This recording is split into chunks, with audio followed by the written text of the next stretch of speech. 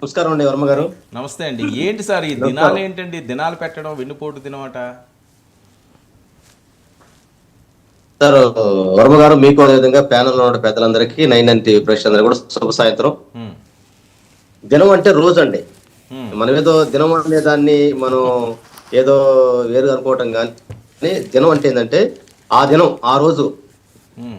అనేటువంటిది సందర్భానుచితంగా మేము అన్నాం తప్ప ఏదో మరి ఎందుకు వాళ్ళు ఎందుకు పడతారు మాకు అర్థం కావట్లేదు. కానీ హ్మ్. అయితే జూన్ 4వ తారీఖు నాడు ఆంధ్రప్రదేశ్ కి ఒక కొత్త ప్రభుత్వ ఏర్పాటుకి రిజల్ట్ వచ్చినటువంటి దినం అయితే ఉందో, ఆ ప్రభుత్వం రావడానికి వాళ్ళు ఇచ్చినటువంటి హామీలు అయితే ఉన్నాయో ఆ హామీలు అమలు చేయకుండా ప్రజల్ని మోసం చేశారు. కాబట్టి ఆ మోసం చేసినటువంటి ప్రజలకి వెన్నుపోటు పొడిచినటువంటి దినంగా రోజుగా మేము భావిస్తూ రాష్ట్ర వ్యాప్తంగా ప్రజల పక్షాన ఒక ప్రధాన ప్రతిపక్ష పార్టీగా మేము రాష్ట్ర వ్యాప్తంగా నిరసన కార్యక్రమం చేస్తూ ఉన్నాం. అంటే ప్రభుత్వానికి తెలియజేస్తా ఉన్నాం, మీరు ఏదైతే సూపర్ 6 హామీలు ఇచ్చారో ఆ హామీలు అమలు చేయండి బాబు. ప్రజలకి మీరు మాటలు చెప్పారు కదా, మీకు 15,000 మీకు 15,000, 50 సంవత్సరాలు దాటిన వాళ్ళకందరికి పెన్షన్లు అని చెప్పేసి అని, నిరుద్యోగ భృతి అని చెప్పేసి, సంవత్సరానికి 20 లక్షల ఉద్యోగాలు అని చెప్పేసి, మొత్తం సంపద సృష్టిస్తామని చెప్పేసి, ఉచిత బస్సు అని చెప్పేసి అని అయితే వాళ్ళు చెప్పారో ఆ హామీలు మొత్తాన్ని రైతులు జమించినటువంటి రైతు భరోసా కావచ్చు, మేము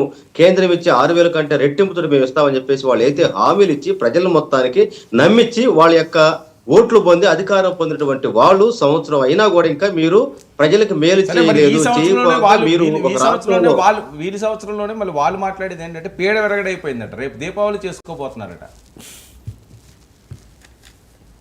సార్, దీపావళి చేయడానికి ఏం జరిగిందండి? దీపావళి అనేటువంటిది మీరు మీరు సరే పేరు అడిగిపోయిందో లేదో తర్వాత సంగతి. మీకు సంవత్సరం అయింది అధికారం ఇచ్చి, ప్రజలు మొత్తం అధికారం ఇచ్చారు. అధికారం ఇచ్చినాక మీరే 100 రోజులు అయిపోయాక మంచి పాలన అని చెప్పేసి, మంచి ప్రభుత్వం అని చెప్పేసి ఒక ఈవెంట్ చేశారు. అది సక్సెస్ కాలేదు. ఆ రోజు దీపాలు అనలేదు. అందుకని తిరుపతి లాంటి విషయం తెర మీద తెచ్చారు. ఈ రోజు సంవత్సరం అయింది కదా, మీరు సంపద సృష్టిస్తామన్నారు కదా, మీరు సూపర్ 6 హామీలు అమలు చేస్తున్నారు కదా, గతంలో వైసీపీ కంటే కూడా మేము రెట్టింపిస్తామని చెప్పి మాటలు చెప్పారు కదా. అనుకున్నటువంటి మీరని చెప్పి ప్రజలు నమ్మి 3 పార్టీలు ఒక పక్కే ప్రశ్నిస్తారన్నటువంటి పెద్ద మనిషి ఆ ప్రశ్న మొత్తాన్ని సమాధి చేసి పవన్ కళ్యాణ్ గారు ఈ రోజు మొత్తం కొత్త వాదన సనాతన ధర్మం ఎత్తుకున్నటువంటి ఆయన ఏదో ముగ్గురు కలిసారు, కేంద్రంలో బీజేపీ ఉంది, ఇక్కడ డబ్బులు అని చెప్పేసి అని పవన్ కళ్యాణ్ గారు కలిశారు. కాబట్టి ముగ్గురు కలిసి ఏదో చేస్తారనేటువంటి ఒక నమ్మకానికి ప్రజలు మోసపోయారు, బోల్తా పడ్డారు. అందువల్ల ఏంటంటే ఈ రోజు అయితే టీడీపీ అధికారంలోకి వచ్చిన కాడించి చూసుకుంటే ఏది కూడా వాళ్ళు చెప్పినట్టు చేయనటువంటి పరిస్థితుల మధ్య ఒక ప్రధాన పక్షంగా, ఒక ప్రధాన ప్రతిపక్షంగా, ప్రజల పక్షాన మాట్లాడాల్సినటువంటి పార్టీగా మేము మీరు చెప్పినటువంటి ఏదైతే హామీలు ఉన్నాయో ఆ హామీలను అమలు చేయండి. అమలు చేయట్లో సంవత్సర కాలంలో మీరు ఈ ప్రజలకు మోసం చేశారు కాబట్టి మీరు వెన్నుపోటు పొడిచారు. ఆ రోజు మాంగాన్ని వెన్నుపోటు పొడిచి పార్టీని తెచ్చుకున్నట్టు ఈ రోజు ప్రజలను కూడా మాయమాటలు చెప్పి వాళ్ళకి మోసం చేశారు కాబట్టి ఇది వెన్నుపోటు దినం కాదని చెప్పేసి మేము మాట్లాడుతున్నాం. చెప్పుకోమని వాళ్ళు కూడా 4వ తారీఖు నాడు ఎస్ మేము సంవత్సర కాలంలో ఈ పనులు చేశాము, ఈ విధంగా మేము అద్భుతం చేశామని చెప్పి చెప్పండి. ఎందుకు భయపడుతున్నారు? ఎందుకు బాధపడుతున్నారు? ఉన్నారు? ఓకే కనకరావు గారు, ఏంటి ఈ తెనాలి ఎపిసోడ్ ఏంటండి? తెనాలి సభ్య సమాజం ఆంధ్రప్రదేశ్లో రాజ్యాంగం, న్యాయస్థానాలు, చట్టం అనేటువంటిది నడిబజార్లో చిత్రహింసలకు గురవుతున్న దానికి తెనాలి సంఘటన సాక్ష్యం అండి.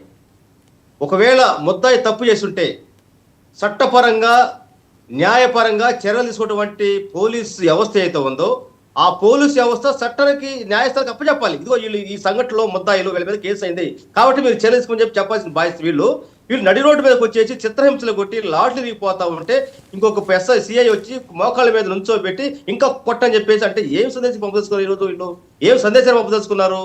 మనం జనరల్గా చూస్తూ ఉంటాం, ఉత్తర కొరియా, దక్షిణ కొరియా అని చెప్పి ఏదో అంటే మొత్తం చేస్తారని చెప్పేసి చూస్తే వాళ్ళు జరుగుతుంది అనుకున్నాడు. కానీ ఈ రోజు స్వయాన ఆంధ్రప్రదేశ్లోనే వాళ్ళు చెప్పట్టుగానే రెడ్ బుక్ రాజ్యాంగం అమలు జరుగుతున్నటువంటి ఒక దుర్మార్గమైన పరిస్థితి జరుగుతున్నప్పుడు వాళ్ళ మీద నేరాలు ఉంటే, వాళ్ళ మీద కేసులు ఉంటే, వాళ్ళ మీద గతంలో ఏదైనా క్రైమ్ రిప్ ఉంటే యాక్షన్ తీసుకోండి, మేము కాదనం. కానీ చట్టాన్ని మీరు అదుపులో తీసుకొని నిన్న స్వయాన హోంమంత్రి గారు ఏం మాట్లాడింది సిగ్గుచేటండి.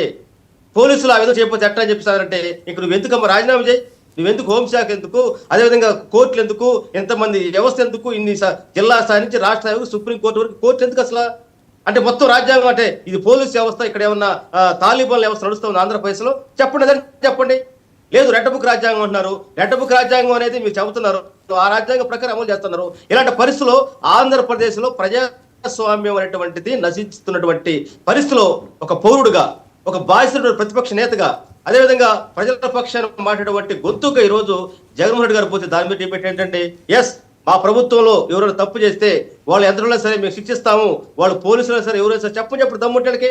అంటే ఈ రోజు ప్రభుత్వం చేసేటువంటి కుట్రలకు, విద్రోహ చర్యలకి, అవినీతి సామ్రాజ్యానికి పోలీసుల్ని రక్షణకు అవసరం పెట్టారు. కాబట్టి పోలీసులు కూడా వాళ్ళ హద్దులు దాటిపోయి మమ్మల్ని ఏం చేయలేరు, మంత్రులు ఏం చేయలేరు, ప్రభుత్వం ఏం చేయలేదు, ఎందుకంటే మొత్తం మా కరసలు నడుస్తుంది. ఈ రోజు మొత్తం యథేచ్ఛగా మొత్తం కూడా రెడ్ బుక్ రాజ్యాంగం అమలు చేస్తుంది మేమే. కాబట్టి మమ్మల్ని ఎవరేమన్నటువంటి లెక్కలేనితోతో ప్రజాస్వామ్యం మొత్తం కూని జరుగుతున్నటువంటి వేళ, రెడ్ బుక్ రాజ్యాంగం అమలు అవుతున్నటువంటి వేళ పోలీసులకి చట్టం మీద, న్యాయస్థానం మీద గౌరవం లేదన్న దానికి సాక్ష్యం తార్కాణం తెనాలి సంఘటన అని చెప్పేసి మేము తెలియజేస్తా ఉన్నాం. ఈ రోజు సభ్య సమాజం మొత్తం కూడా బాధపడతా ఉంది. ఏంటి అసలు ఇది, అసలు ఏంటి దుర్మార్గం ఏంటి? లాఠీలు పెట్టి, కరికాళ్ళు పెట్టి అమ్మ అమ్మ అని చెప్పి అరుస్తున్నా, లెక్క చేయకుండా వాళ్ళు కన్నీళ్లు పెడుతున్నా కూడా ఎవరండి వాళ్ళు విద్యావంతుడు, వాళ్ళు నేరస్తులా? ఎవరైతే ఒక సంతోష కార్యక్రమానికి వచ్చి ఎక్కడో ఉద్యోగం వాళ్ళు వస్తే అక్కడ చిన్న సంఘటన జరిగితే ఆ సంఘటనకి అసలు సంబంధం లేకపోతే మొత్తం బాధ్యులు చేసి కొట్టారంటే ఎంత దుర్మార్గమైన పరిస్థితి అండి.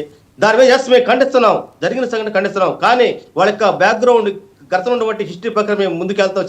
అదే చెప్పండి.